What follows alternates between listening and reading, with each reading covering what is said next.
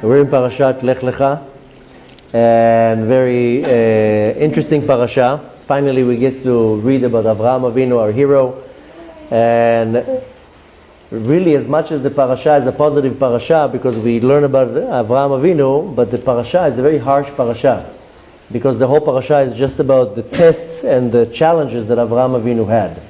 Not only Lecha, also Vayera. These are two parashot that you see Avraham and Sarah from one challenge to another challenge to another challenge to another challenge. And we think we have problems. But one thing that I want to talk about today is a topic that raises a lot of interest. We started talking about it before I went to the tour in America, because in America I gave a class about the power of our name and what does our name signifies, and what is the power of each letter in my name, and all that topic we started learning. We had already a few classes from the book of formation about the Sefer Yetzirah, about our name, what does it mean, the letters in our name, the energy, how it's connected to the Sefirot and so forth. And we're going to continue that. It's going to be probably a long course about the name, how a person can learn from their name, their characteristics, their tikkun, their past lives and so forth. But we see here in this parasha that this whole topic comes into effect, the changing of the name. Now, to many, changing of a name is not such a thing that you run to do. But nevertheless, this is where we see from the Torah that Avraham Avinu and Sarah, they have challenges, things don't work out. What's the solution? Change your name.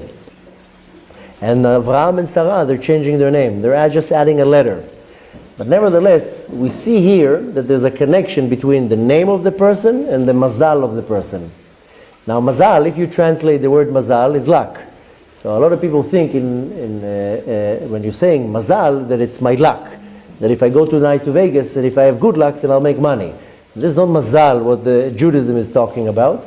Rather, mazal is the tool that Hashem gives you to be able to perform your life mission in this world. This is mazal.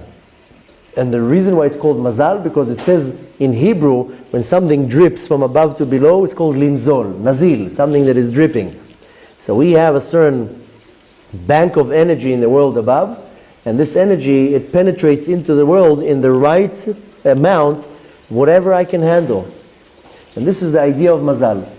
But nevertheless, we see from this parasha, when Avraham and Sarah didn't have mazal, they didn't have a kid, they went down to Mitzrayim, we'll go through the whole story. Then what did Hashem says? Change your name. So from Avraham, it became Avraham, and from Sarai, it became Sarah. And the main nisayon that we see in this parasha is that they didn't have kids. And Avram and Sarai didn't have kids. Once they changed the letter to Avraham and Sarah, whoop, then they have kids. So this is a very interesting topic. If the Torah is talking about it, obviously there's something to it. Just not too long ago, a certain individual, when I was in the last trip in New York, I mentioned her a few times. She was diagnosed with cancer. They were asking me what to do, and one of the things happened to be, they came to the class of the changing of the name. So they added a name. They made a whole ceremony. They asked me how to do it, what they did, and they added a name. And you see that that's usually what people do when chas v'shalom somebody is in a state of emergency, of life-threatening situation. Then they add a name, or they change the name, or they add a letter to the name. I'm not talking about when something doesn't work out, that you burn your dinner, you go change the name. I'm saying about that something serious happens. But comes a big question, how changing the name will change my mazal? Why? Why would my changing of my name change the mazal? So first we have to understand again really what mazal is. Mazal again is not my luck. I come down to this world with a purpose, with a mission. And Hashem hires me and He tells me, here's the job description, this is what you need to do. Now I'm giving you your tools. I'm giving you the ability to pass this life and to fulfill your mission. This is the mazal, and it will be given to me according to my ability, to my spiritual and physical vessel, to my time in my life. Kind of equivalent that a rich father will give his son a lot of money, and he says, I'm not going to give you now the money. We'll put it in a trust fund. And whenever you need money for something, I will give you the money. You want to go to college? I'll pay for the tuition. You want to get married? I'll pay for the wedding. You want to buy a house? I'll pay for the house. And it's given to the person according to the timeline in his life and according to what he needs. So the mazal is dripping from the world above according to how I conduct myself, how I behave, where I am in my life right now, and so forth. But we'll talk about the mazal a little bit more as we go. First, we want to address the question, how changing the name affects my mazal. Why would the changing of the name affect the mazal? We learned, if you remember, we learned that in Elul, before Tishrei, that it says in the Talmud that there are 4 things that will rip the gzar din, so to say, of a person. If a person has a gzar din, a decree against them, then there will be 4 things that will actually rip this gzar din. The first one is shinui ma'asim, is changing your actions. The second one is called tze'aka. Tze'aka means pray. The third one is shinui Hashem. And the fourth one is charity, is to give charity. So we have fear, and this is not the order. The order in the Talmud is first charity, then prayer, then changing the name, and then changing their actions. These are the 4 things that the Talmud says, that if chas v'shalom, that I did something, and there's going to be a decree against me, it's called the gzera, then I can rip it, like I rip the verdict. Now, it's even interesting because it's also brought down in halacha. You can find that. This is can be found in the portion of Shulchan Aruch that is called Yored De'ah in section Shin. Shin is 300. In chapter 35, it's brought down in halacha that the changing of the name will change the person's mazal. It's not like Kabbalistic. This is brought down in halacha. So what's the idea of changing the name? And not only changing the name, sometimes it's just adding a letter to a name. I mean, that's what we see now. Avram, we just added a hey, now he became Avraham. Sometimes one letter makes a huge difference. Now, here, for example, with Sarai and Avram, we see that there were 2 letters that were added and removed. There was a Yud, that Sarai had a Yud, and it was changed to a Hey, and Avram added a Hey. So we see already that there's something with the Yud and with the Hey. We'll talk about it later, but there's something obviously in these 2 letters. We'll talk about it also later after, but just there's an example. After Sarai, also Rivka was barren, and after that also Rachel was barren. And if you remember, Rachel later on, what she do? She took a maidservant, Bilhah, in order to get pregnant. Not married. I said married. I meant pregnant. But nevertheless, we'll bring these examples as we go. But we want to focus on the Yud and on the Hey that in the names that were changed, and how is that affecting us? When I was doing these lectures in the States now about the name, then it raised a lot of very interesting questions. And the main question that I got, especially being in North America, is what if I have a non-Jewish name and I don't have a Jewish name? How many people in the world, they're Jews, but they don't have a Jewish name? Mark, whatever, Elizabeth, whatever. I'm just throwing names. How many people don't have Jewish names? So it's extremely important, by the way, that a person that doesn't have a Jewish name to have a Jewish name. And a person that goes by, first of all, a lot of people, I'm not talking about that somebody's name is Yitzchak and they go by Isaac because for business it looks better. I'm talking about a person that was never born with a Jewish name. So a Jewish name, it's very important to have a Jewish name.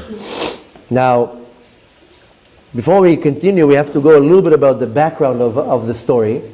So we are acquainted with Avraham Avinu last week in Parashat Noach. Avraham is born, and Avraham is a perfect example for the story of a tzaddik veralo. A tzaddik that everything is bad. After all, you see this righteous man and everything doesn't work out. From the beginning of Lech Lecha till the end of Parashat Vayera, our sages say, Milech Lecha ad Lech Lecha, because Parashat Vayera ends also with Lech Lecha. From the beginning of the Parashat till the end of next Parashat, it's just challenge after challenge after challenge after test after challenge after test. And you would think that a tzaddik will have an easy life. So first of all, it comes to teach us that even a tzaddik, like Avraham Avinu, can have challenges. So much more so us. But nevertheless, how does the story start? That's how the parasha starts. Avraham Avinu lives in Haran, and he's the chief rabbi of Haran. He has a big center. He teaches Torah. He converts people. Anybody wants to convert, he converts them. The women go to Sarah. She converts them. They have meals. They have lectures. They have everything going on there. Now Hashem says, I want you to spread your wings. Now only Haran knows you. I want the whole world to know you. So I want you and your wife to pack your bags and leave Haran. Lech Lecha me'artzecha. Leave. I want you to go and spread the Torah all over the world. Okay. Where do they go? They go where Hashem tells them. They go to Eretz Israel, which of course was then Canaan. And what happens there? Right away, a famine. The people are saying, what are you, a bad omen? You just came to our land and starts a famine. Get out of here. What does Avraham Avinu does? He says, okay, let's go to Mitzrayim.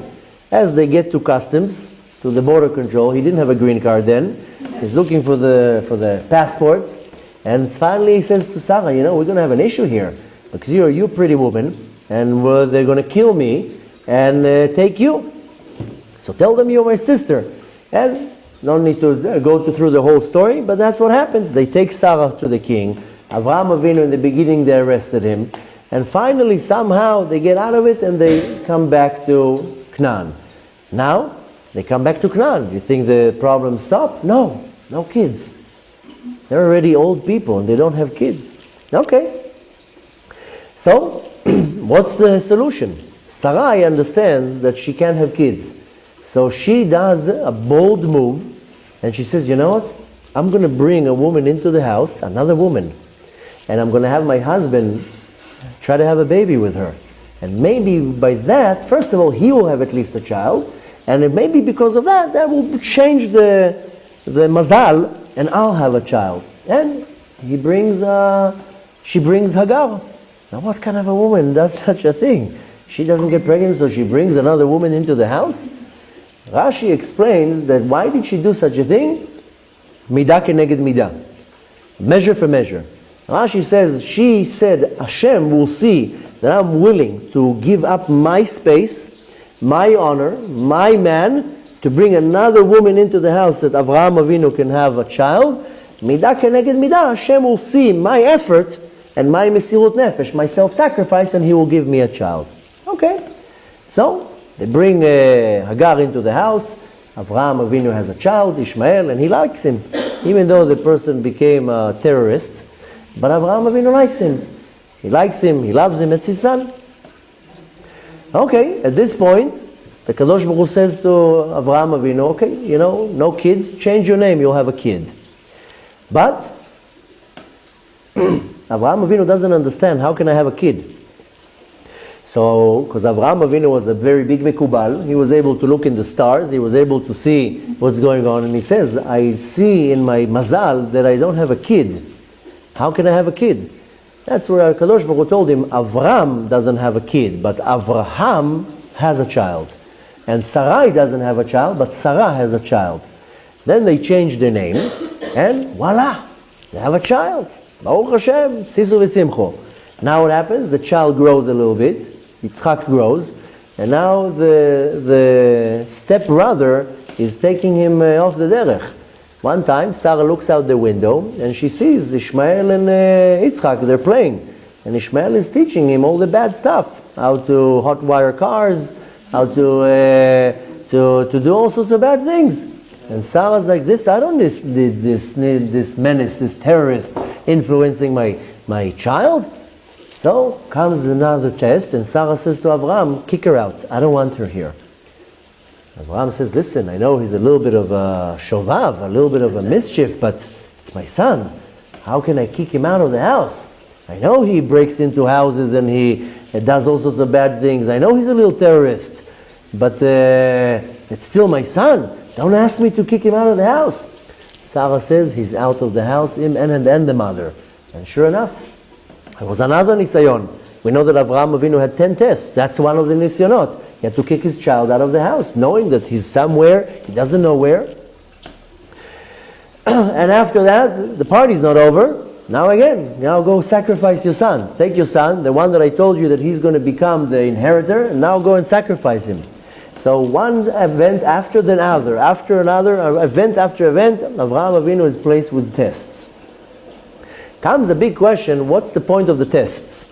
Why? Isn't a 1 or 2 or 3 tests enough? You done another test, and each one is harder and harder. What's the point of the test? What is standing behind the idea of a test? Why is Hashem testing us? Now if He's testing Avraham Avinu, who are we? We are being tested 100 times a day. Why? What's the idea of the test, and why is Hashem testing me? So I'm going to tell you a story that will explain what I want to say. And this is a true story. This is not a parable for you to understand something. This is a true story. And there was a certain lady, and they were from Iran, from Persia. And I don't remember exactly the years. Don't take every detail here. I might be distorting the fine details here. But nevertheless, in the 60s and the 70s, the Jews were doing very well in Persia. They had a lot of money, they had status, they had respect from the community, and they were free. They would do whatever they want. So this lady, they lived in Iran, and they were very, very wealthy. And at some point the government changed, and I think it was with the revolution, with Khomeini. I don't remember all the details, it doesn't matter. But at some point the government changed, and all the Jews started to become a target. Now, they were very, very wealthy. And one day, she sees the driver of the husband running into the house, terrified, screaming, what happened? And the driver tells her, they killed him. They came to the factory and they killed your husband. They shot him dead. His body's on the floor. They murdered him. And that was the government. They were after the money, coming after everybody's money. Okay, so she figured out, this is not good news. They're coming after me now. They're going to come and take the money. She packed a little bag, put a few things in the bag, and took the children. She had little children, and she went out of town. And she understood, I have to run away. So they found somebody underground that takes you over the border. Okay, cost a certain amount of money. They had enough money, and they started the journey. And okay. As they started the journey, she was a young mother, she had young kids. The person that took her on the journey told her it's going to be a journey of 2-3 weeks. Very hard journey. 18 hours a day riding on a camel, in the mountains, in the valleys, in extreme heat. No food, no sleeping. And this is how people used to do it, by the way. My father's from Lebanon, and they had the same thing in the early 50s. They were in Beirut, and my family is Syrian. They moved from Syria to Beirut. That's where they placed their business in Lebanon in the 20s, in the 30s, in the 40s. Beirut was the capital for business. They were extremely, extremely wealthy there, and at some point they started closing down on them, and they had to make a move, and nobody could just get up and leave. They did the exact same thing. Middle of the night, riding on donkeys, for 3 weeks. My father was a little kid going on the mountains. You know what it is to cross from Lebanon to Israel? The terrain, this is not walking on a pathwalk. This is mountains, very hard mountains to walk through. Nevertheless, that's what people used to do. Okay, so the guide tells her before we even start, I'm telling you, this is going to be a 2-3 week journey, and we can't stop for 1 second. And my rule is very firm. Anybody that cannot make it, I shoot him on the spot. We cannot take them. I cannot stop the whole convoy because of one child. Anyone that will not be able to continue in the journey, I'm sorry to tell you, I shoot him on the spot and we bury them there. We cannot stay behind. Okay? They started the journey. And the journey starts. 18 hours a day sitting on a camel. And you barely eat, you can't go to the bathroom, you can't stop to the bathroom. You can't do anything. And this is with little kids. At some point, they had to cross a river, and they went through the river. So as they're going in the water, the shoes got so soaking wet, and this is said by the woman, I'm not inventing anything, this woman is giving a testimony. The shoes became so soaking wet from walking so many hours in the river that by the time they came out of the river, their shoes disintegrated. It's not like what we have now, good solid leather shoes. The shoes all broke down. Then they had to go through a field full of cactuses. So they were going on everything with the thorns and bleeding, and at some point one of the kids started crying. They couldn't make it anymore, and the guy turns around and pulls out his gun, and she's like, we can't stop, I'm shooting her. And she's like, no. She picked up the daughter on her, and she was going in blood and tears and pain, and you have to hear the description of this story. But she was like, we have to make it, we have to make through this journey. Finally, after I think 2 or 3 weeks, they crossed the border into Turkey, and they survived. And the guide turns around to the woman and he tells her, by the way, I'm Jewish too. Wow. And I just smuggle the Jews out. And the reason why I was so firm and so strong by telling you, if you're not going to make it, I'm going to shoot you, is because if I wouldn't say that, you wouldn't make it. If I wouldn't threaten you that I will shoot you or your kids and bury you in the way, you will never make it. So I'm sorry I was so harsh. I'm sorry that I had to use this tactic, but the fact that you had the fear that I'm going to kill you or one of your kids, you made it through this journey. So good luck on your journey, and they made it to Eretz Israel. And needless to say, they didn't have any money, but nevertheless, they had their life. Now, excuse me? Of course they paid for it. Yeah. In the beginning of the story, I said that the husband was murdered. They had a lot of money. She took whatever she could. They bribed the guide, and they made it. I mean, this is not one story. There's thousands of stories of that. Don't go too far. I'm telling you, my father, when he was 7 years old, that's what they did. They lived in Beirut. They should hear his testimony also. They had to walk only at night. During the day, they had to all lie on the ground, covered with sand and leaves, so nobody will spot them. This is going with little kids. Can you imagine my grandmother with 7 kids and sisters and brothers, and my grandfather got arrested on the border. Should bring once my father to tell the story. He was the one in the back, and he got arrested in the border, and he was in jail for 2 years. He couldn't cross. Then my father came to Israel till my grandfather got released. But nevertheless, yeah, of course they paid for it. They paid a lot of money. Every person you pay a lot of money. So, but nevertheless, the good story was they made it to Eretz Israel and everything was good. But what's the point of the story?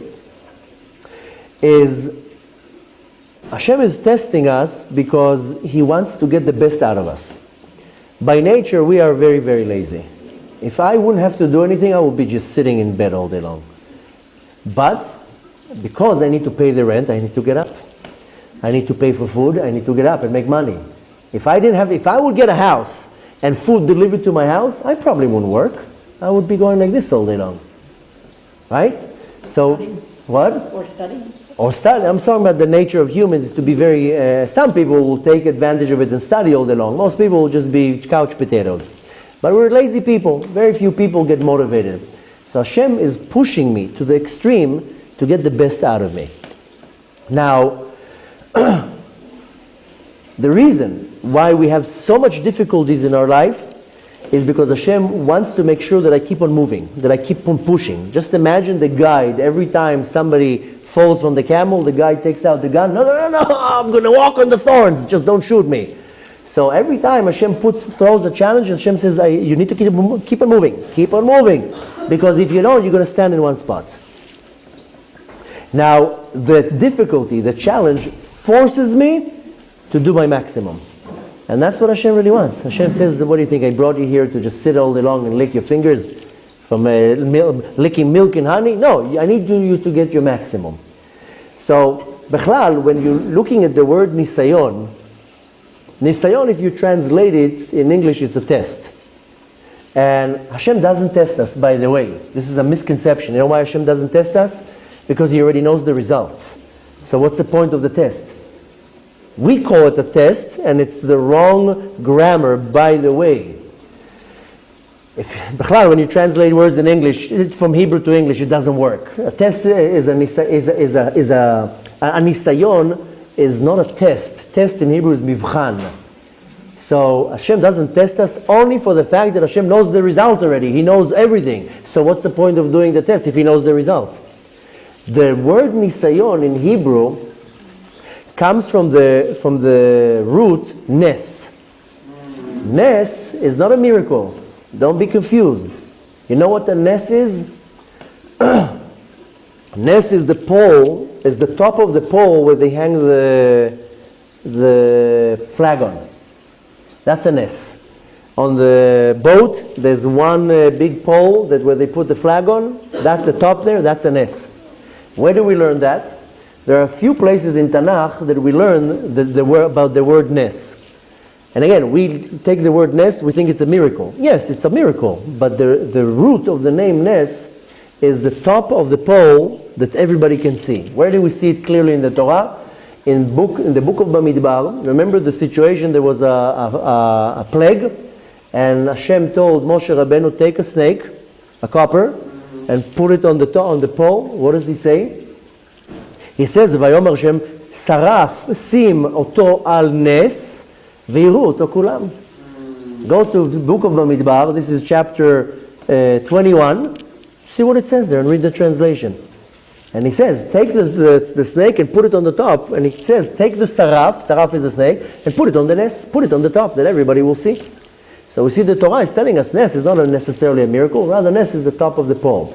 We see it again also in the book of Yeshaya, chapter 30, in verse 17, and it says, Ad im notartem ketoren, till you were left as a toren is a big pole, al rosh hahar vekanes al hagivah, on the top of the mountain, and as a nes on the top of the hill.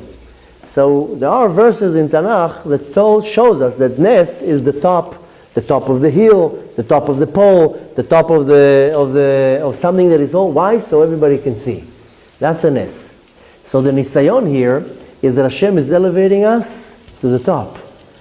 Now with Avraham Avinu, why did Avraham Avinu have to go through so many nisyonot, so many challenges? So he will be our hero, our father. We look up to him. Wow, look how much challenges he went through, and he's my role model.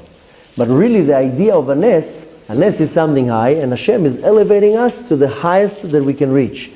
So, look at an athlete. An athlete wants to be successful. You know how hard they have to work? You know how much training, how much effort? Once I saw a movie how Mike Tyson, a very great boxer, how he trains. So, and you think he's sitting there and eating Twinkies? He's sweating, and the trainer is punching him and kicking him, and he's running and jumping and push-ups, and the trainer is screaming at him.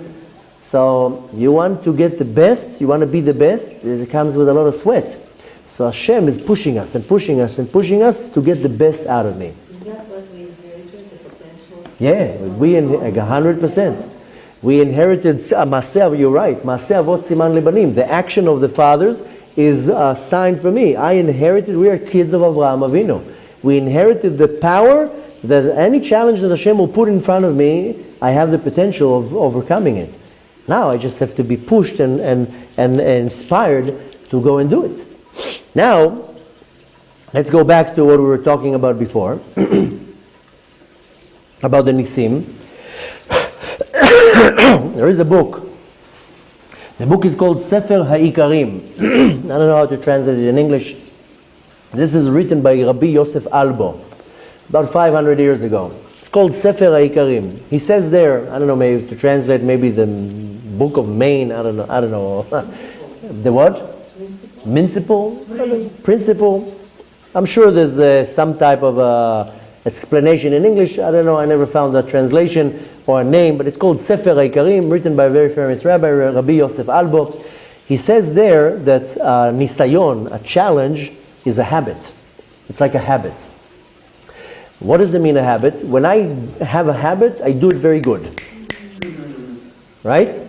Now, what does the Talmud says? En chacham kebal nisayon. The real wise person is a person that has a lot of nisayon, is a lot of what's the word? No, chas v'shalom, not chutzpah. That has a lot of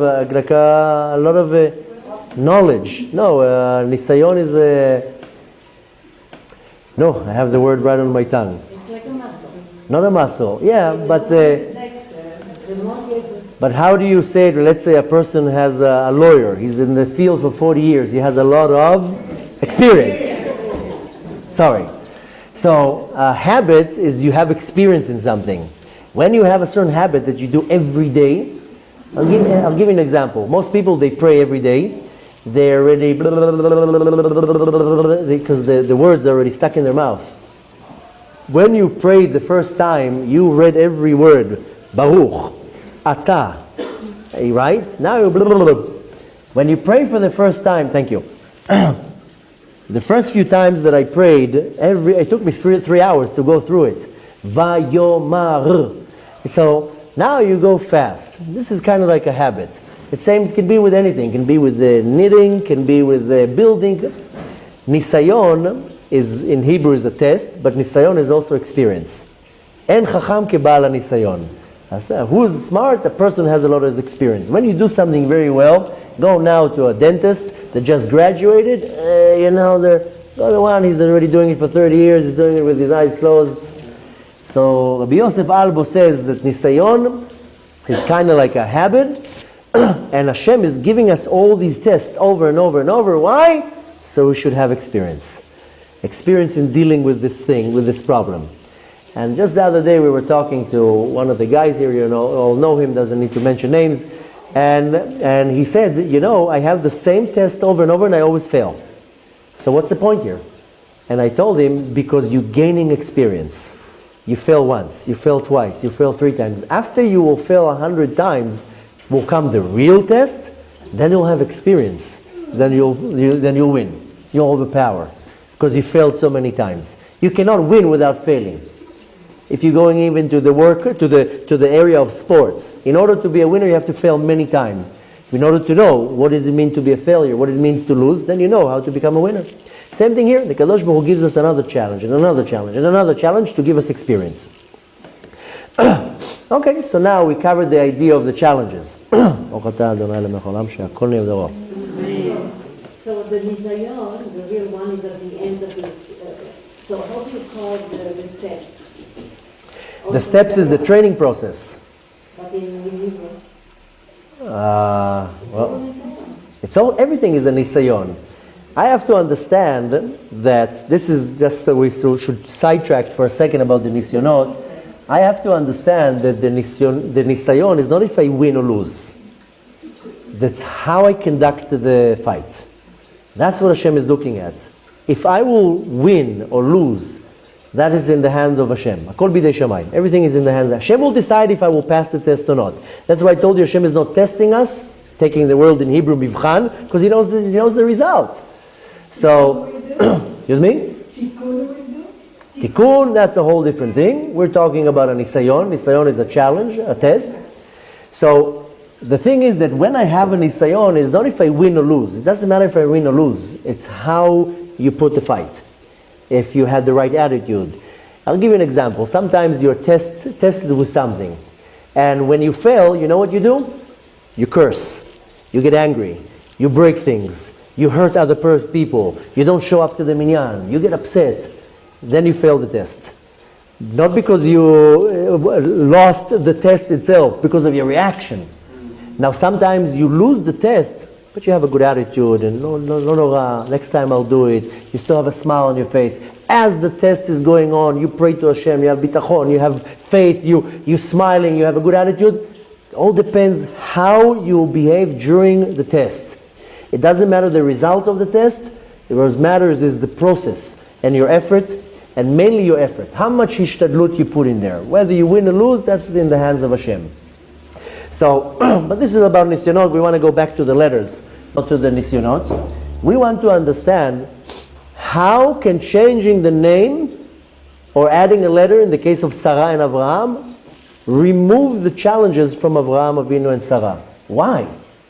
Because after they changed the names, kind of everything was good. From about the year 100 of Avraham Avinu till the end, we didn't hear about any more challenges. That's it. It stopped. So we kind of understand here, oh, wait a minute, Avraham got a hay, Sarah got a hay, removed the yud, challenges, everything was stopped, and they kind of had a normal life. So So maybe I should change my name every Monday and Tuesday. No? I will be called Alona.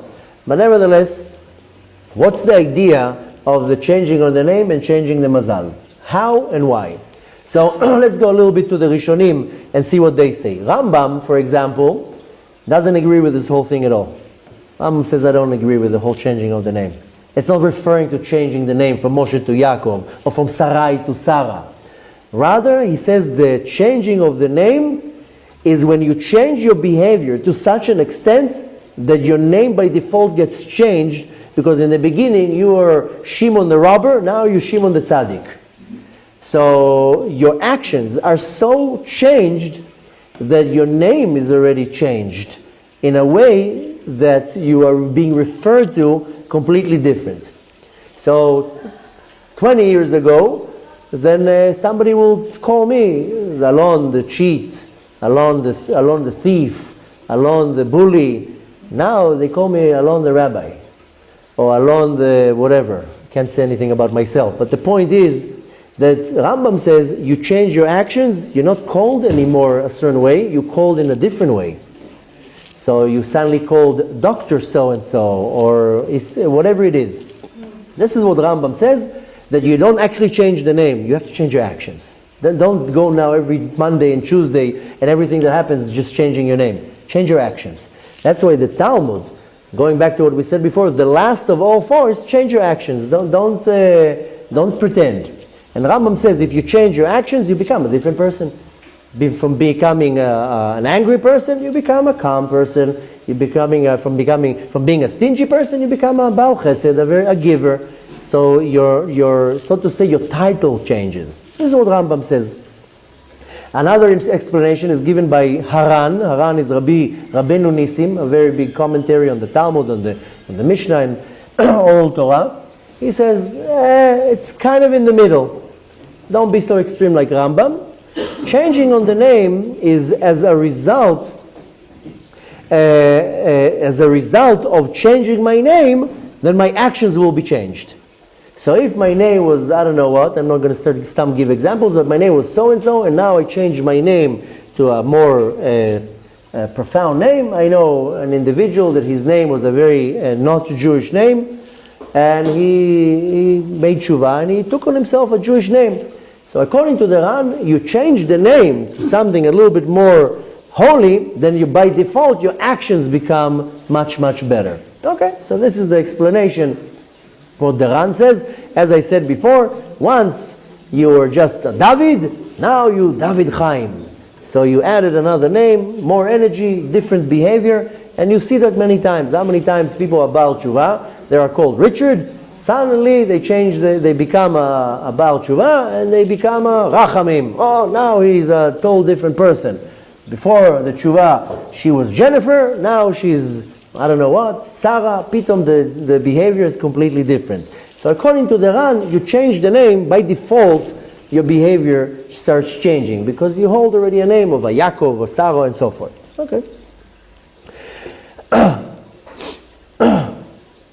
According to that, we see that the changing of the name also changes my actions. When a person changes the name, it changes the actions, but also it changes the mazal. Now, why would it change the mazal? How does all this work with changing the mazal? Now comes a bigger question, because we just saw both from the Rambam and the Ran that you have to change your actions. But when Hashem told Avraham to change the name and Sarai to change the name, He didn't tell them to change actions. He just told them, add a letter. Change a letter and add a letter. He didn't tell them, oh, by the way, I also want you to add these actions. I want you to open your midrasha 3 more hours a day. He just told them to change names. He didn't tell them to change actions. He just told them, I want Sarai to add a hey, move the yud and add a hey, and Avraham to add a hey. So how that works well with what we just understood from Rambam and the Ran. And not only that, what is the idea behind the changing of the name? So we have to understand something about the nature of a name to understand it. There is a story in the Talmud. I told that story already a few times. It can be found in the tractate Yoma, and it's talking about 3 great sages, Rabbi Meir, Rabbi Yehuda, and Rabbi Yossi. and they had to go and fundraise. Believe it or not, even 2,500 years ago, the rabbis had to fundraise. It's not only in this generation. Even then, the great rabbis, all three great sages, Rabbi Yossi, Rabbi Yehuda, and Rabbi Meir, they go out and they fundraise. The story says that they actually not only necessarily fundraised for their institutes, rather at the time there was a lot of problems with the Romans, with the government, and the people used to get arrested. They would go to fund a lot of money to do pidyon shvuim, to get the prisoners out. The story says, the short version of it, because I told the story several times, they fundraised a lot of money, and on the way back home, they had to stop in a hotel, and they had a lot of money. It was Shabbat. Now what are you going to do with the money? The money is muktzeh. So they came to the clerk of the hotel, and they told him, do you have a safe here? Yeah, of course. Can you keep our money? No problem. So Rabbi Yehuda and Rabbi Yossi, they give them the clerk the money, and he locks it up. Rabbi Meir comes to the clerk and tells him, what's your name? And he says, my name is Kidor. Rabbi Meir says, thank you very much, give me back my money, I'm not giving you the money. And the story says that he went out of town, he found a cemetery, he digged up a hole, he buried the money in a cemetery. He says, nobody will look for money in a cemetery. Motzei Shabbat comes, Rabbi Yehuda and Rabbi Yossi come to the clerk, tell them, give us back the money. The clerk says, what money? He says, what do you mean what money? We just gave you a lot of money before Shabbat. Give us back the money. The clerk says, no, sorry, wrong one, you didn't give me anything. Are you out of your mind? We gave you a lot of money. Give us back the money. He's like, no, not me. I didn't give anything. You didn't give me any money. Rabbi Yehuda and Rabbi Yossi go to Rabbi Meir and says, how did you know not to give him the money? He robbed us. Now we don't have proof. Rabbi Meir says, very simple. I asked him his name. And he told me his name is Kidor. So they said, so what if the name is Kidor? So Rabbi Meir says, well, don't you know? There's a verse in the Torah, in the book of Bamidbar, and it says, Kidor ta'apuchot hema, banim lo emun bam. And he says, I took the name. The name has a connotation. What does the verse says? Kidor ta'apuchot hema. This is a generation, it's very quick to switch. One time you smile, one time you hate. Banim lo emun bam. The boys, the men, the children of this generation, there's no trust in them. So he said, his name is Kidor. I didn't trust him. So we understand that the name of the person says a lot about the person. And we started the course where I was explaining a lot that the name is given to us way before we're born. Our name is a stamp that is on the soul. If you take the word soul in Hebrew, you write it neshama. Take the nun away and take the hey away, you're left in the middle with two letters, shin and mem, Shem. So the name is the DNA of my soul. The Arizal says that the parents get a glimpse of prophecy, whether they feel it or not, and they look at the child and they name the child. That's how it's extremely important not to have people interfering in naming a child, because this neshama already is radiating the characteristics, the nature, and the name is attached to the soul already. Now the teachings of Kabbalah explains that the name is a pipe, so to say. We call it tzinor shel shefa. It's a pipe. Through that pipe, an abundance of energy can go down from the world above to the world below. This is the way how Hashem is communicating with us. Like I told you in the beginning, there's a trust fund in the world above. This is where our mazal is, and has to be a way, a channel, how the mazal will start coming into the world, and that is through the name. Now, if you're looking at it in a very lower level, let's put it this way, we'll explain a lower level of the name and a more mystical part of it.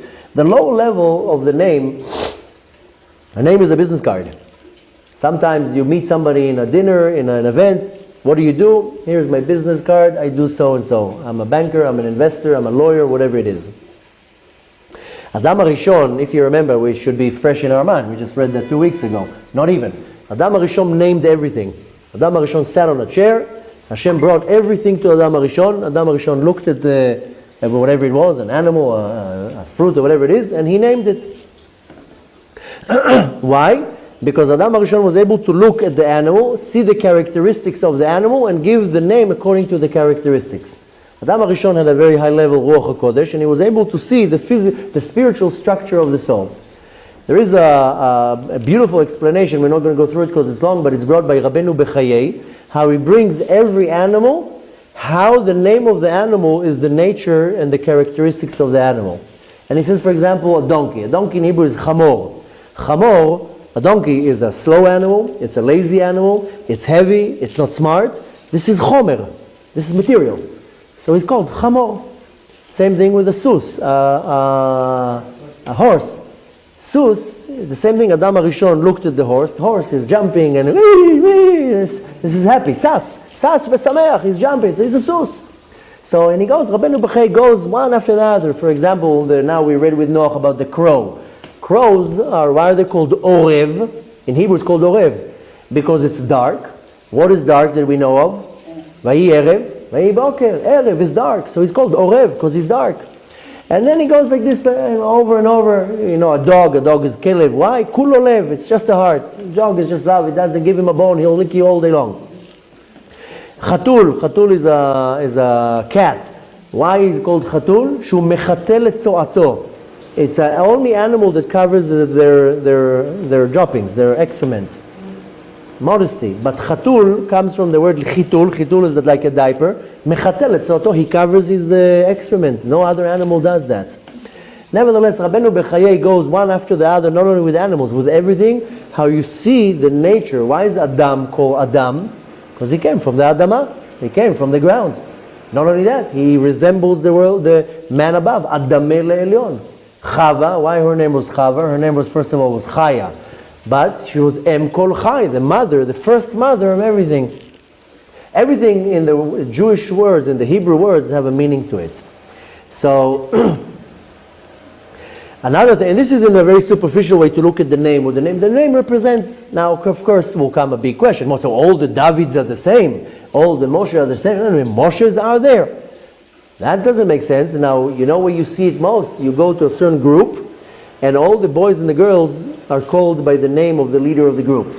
So in Chabad, everybody's Menachem Mendel. In Breslev, everybody's Nachman. In Satmer, everybody's Yoel. In the Litaim, everybody's Chaim. Why? Because the rabbi, that's how he's called. So it means now all the Menachem Mendels in Chabad are the same thing? All the Nachmanim from Breslev are the same thing? No. Why?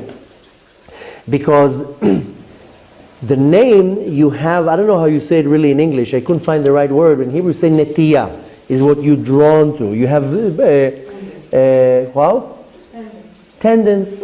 I couldn't find really the right word, but nevertheless, the name, you can take the quality of the name and you can use it for different things. So, for example, you can have in your name the power of leadership. So you can become a leader of a congregation in a very positive way. You can become also a leader of the robbers and the head of the mafia. So David, for example, that David has a very strong quality for leadership. So you can become a prime minister and you can become the head of the mafia or head of a gang or whatever it is. So you can take the quality of the name and to use it to different places. This is what it says in Hebrew, netiyah. You take a tree now, you can push the tree this way, you can push the tree that way, you can push the tree. Wherever you push the tree, that's how it will grow. So you can take now almost any characteristics and use it to positive and to negative and to different types of positives and different types of negative. So it doesn't mean all the Davids will be the same and all the Moshe will be the same. But nevertheless, the name is kind of the business card of the person and will tell you more or less about the individual. But we want to go one step ahead of that, what the teachings of Kabbalah explains. The name is not only the description of the actual person, the nature of the person, rather the name is the channel. Through that channel will come the energy from above that will determine who will be the person. So the name is a very, very profound part of designing me. Now, how does that really work? How does the name becomes the channel that through that channel the real me manifests into this world? So every name is built from letters.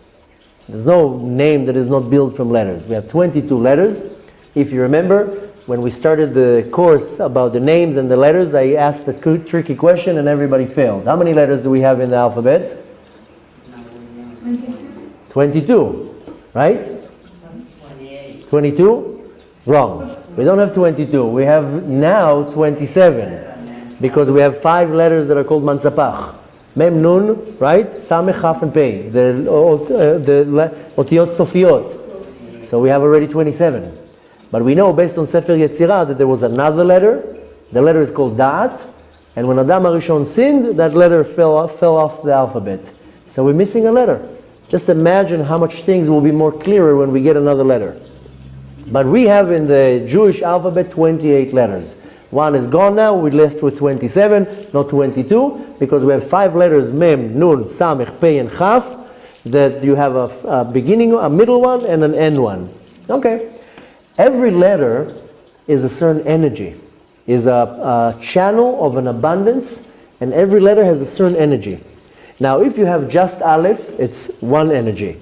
You have Bet, it's a different energy. Put the Aleph and Bet together, it gives a completely different energy.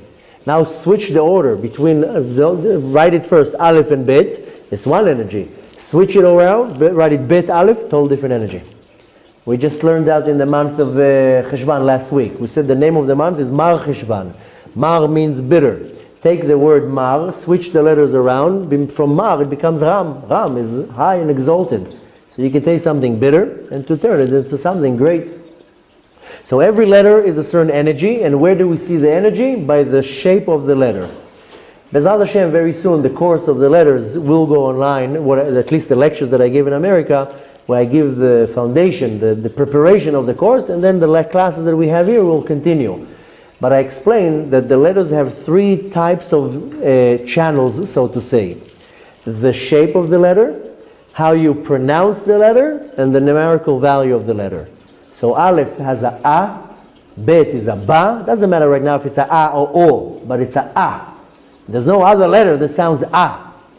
Even one can argue, say Ein. Well, Ein is a A, no A.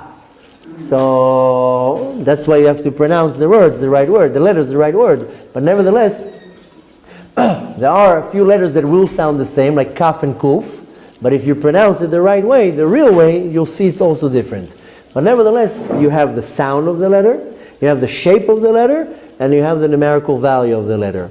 So if we concentrate just on the shape of the letter show you how the energy runs in the letter. Take the Aleph, for example. Aleph, the energy of Aleph is connection. It's called in Hebrew chibur. The energy, this is the energy of the letter. Why? If you look at the Aleph, you have a line on the slanted line, you have a Yud on the top, a Yud on the bottom, and the line is connecting them. We know that the Yud on the top represents Hashem, the Yud on the bottom is representing us, humans, and the line is the Torah. That's the connector that is connecting the 2 parts together. So you see the energy of the Aleph is connecting. Bet, for example, the energy is stability. The Bet has a very strong base, and it's shaped like a house. Even a Bet, that's how we say house in Hebrew, bait.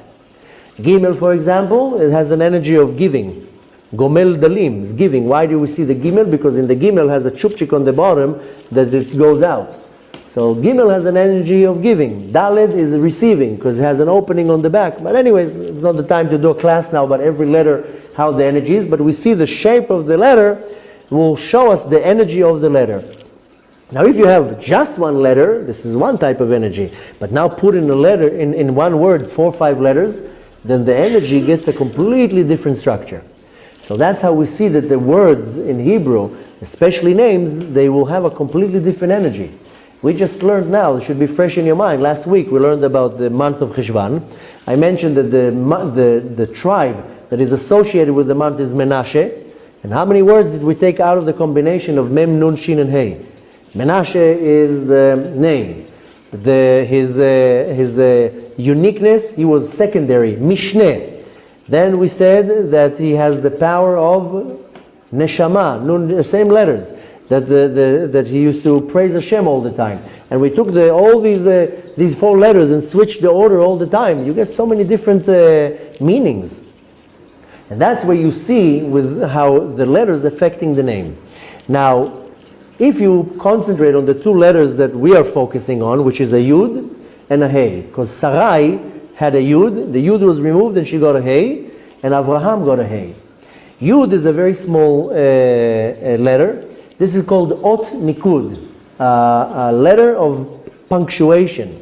because Yud usually will change the word and you can remove the Yud and have a punctuation, and you don't need the Yud with a E or O or Yi.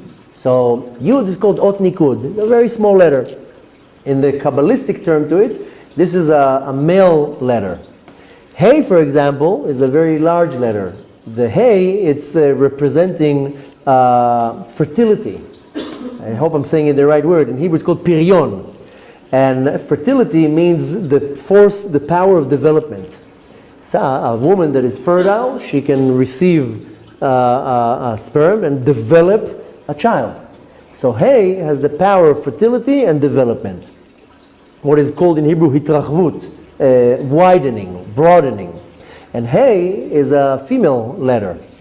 Now, if you're looking at Sarai, you have the Shin, the Sin, and the Reish, and she had a Yud, she had a male letter. So her energy was a male energy, so she couldn't get pregnant. When it was first changed to Sarah, the Yud was removed, the male energy was removed, the female energy came, then it became Sarah, then she was able to become fertile and to start developing. And same thing with Avraham. Avraham only had Avram, he was only the chief rabbi of Haran. Once he got the Hey, he was the chief rabbi of the world. He became gazillionaire in money, became extremely wealthy, and he was known all over the world. Everybody came to Avraham Avinu to learn Torah. So where do we see again this addition of the Hey? Right after Sarai, that was barren, Sarah wasn't barren anymore. Once she was Sarah, right away a child. She was able to bring a child to the world. The next one in line was Rivka. Rivka was also barren. She had a Hey, but nevertheless, later on, she got pregnant. But who do we see down the line that didn't have a Hey and was also barren? Rachel. Rachel didn't have a Hey, and she couldn't get pregnant. Leah got pregnant. Zilpah got pregnant. Now what did Rachel do? Rachel said, I can get pregnant. I don't have a Hey, and I will never have a Hey. I'm going to change it to Rachela. So what did Rachel do? She brought Bilha. Bilha is written with two Heys. So she says, I will bring her. What did she says? Ulai ibane mimena. That's what the verse says. If I take her, maybe I will get pregnant because of her. So she took Bilha as a maidservant. So Bilha got pregnant right away. And Rachel took the Hey of Bilha. She didn't add it to the name. She just used that Hey, and she was able to get pregnant. So we see that every letter is a channel of energy.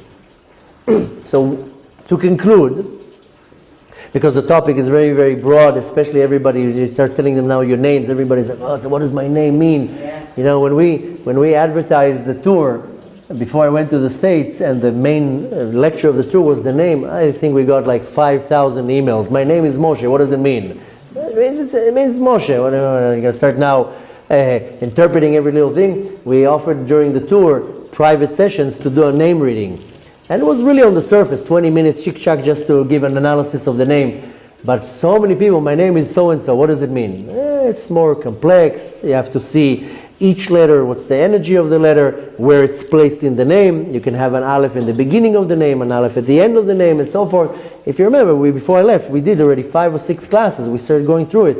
And we're going to continue, because it's very, very special, very, very important, because if I know my essence, my nature, my characteristics, my goal in this world, the name can tell you also a lot about your previous life. If you remember, in one of the classes that we did, I explained what the first letter of the name says, the second letter of the name, the third letter of the name, the fourth letter of the name. What does it say? And it can tell you a lot about your previous life, about your purpose in this world.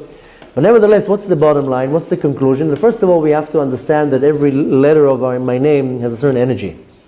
And yes, in some situations we do add a letter or add a name. When a person is extremely, extremely sick, something's going completely wrong. This is not something you do every day. It's not every day you change your name. Rather, once in a lifetime, if a person is extremely sick or something goes on, then you add a name or you change the name or you add a letter.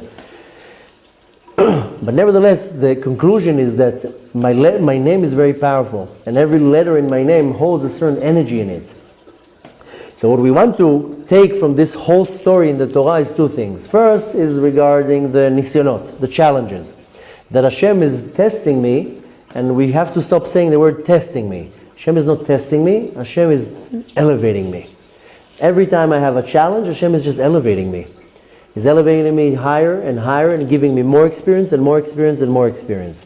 More than that, if we want to take the approach of the changing of the name, let's go back to the Talmud, what it said. The first thing, if a person has a problem, a gzar din, a decree against, first of all, you give charity, you pray.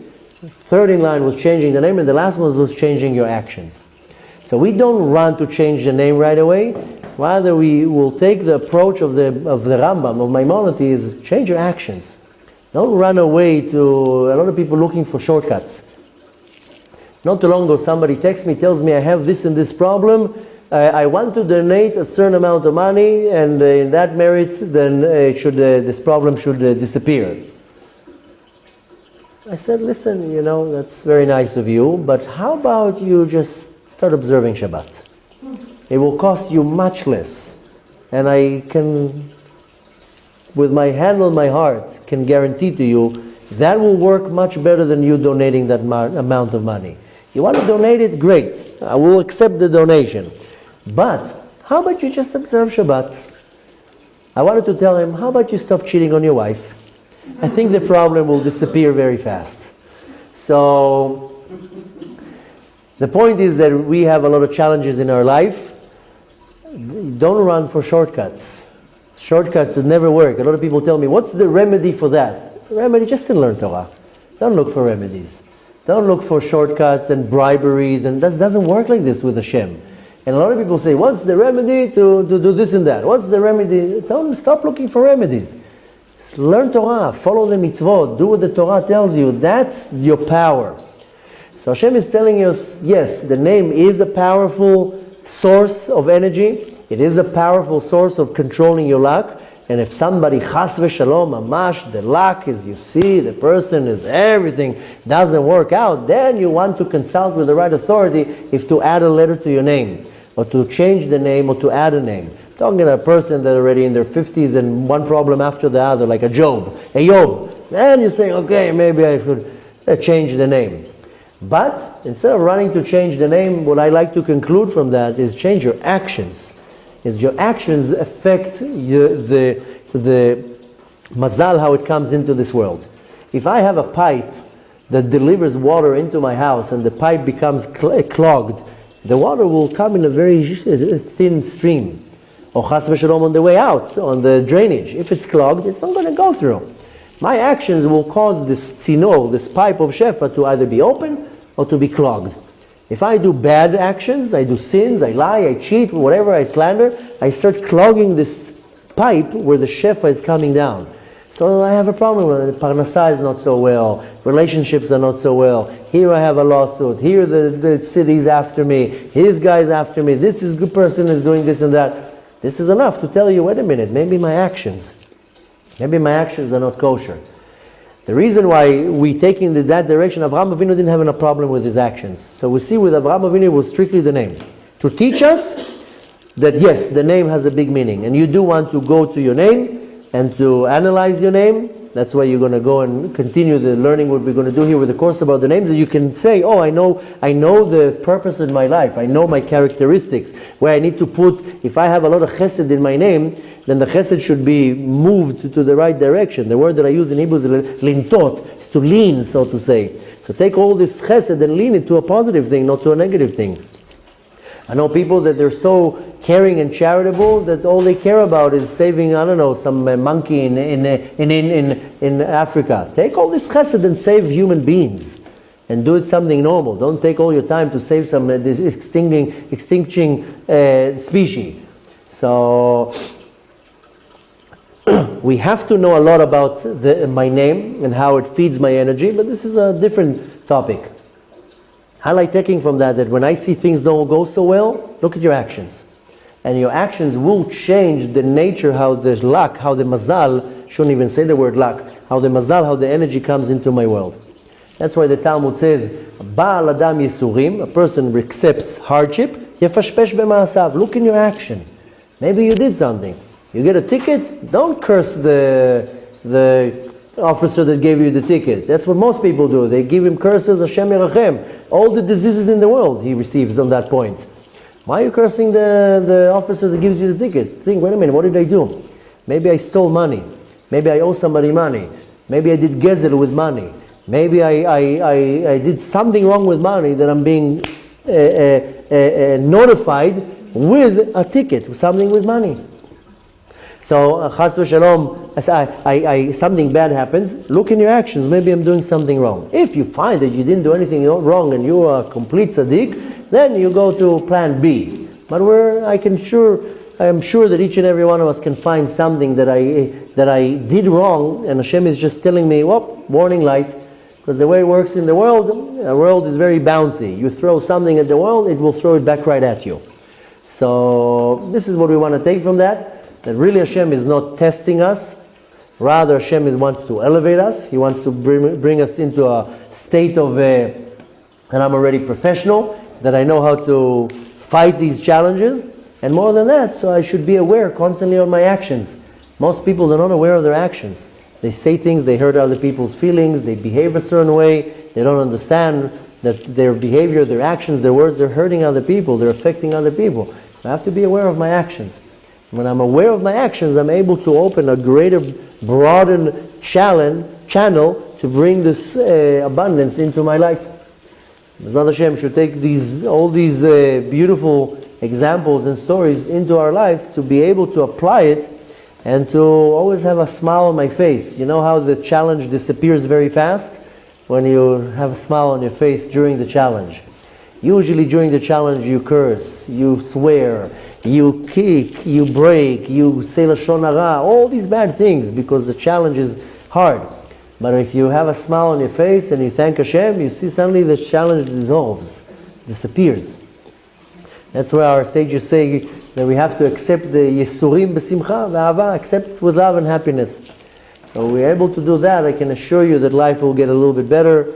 Our luck will be shining on us better. Things will work a little bit better. Less problems, less sadness, less arguments and disagreements. Bezrat Hashem, we're able to open the channel of our abundance that we should be blessed with an abundance of health and happiness and success and parnasah and kids and yirat shamayim and everything. And Hashem should only bless us all with an abundance of good.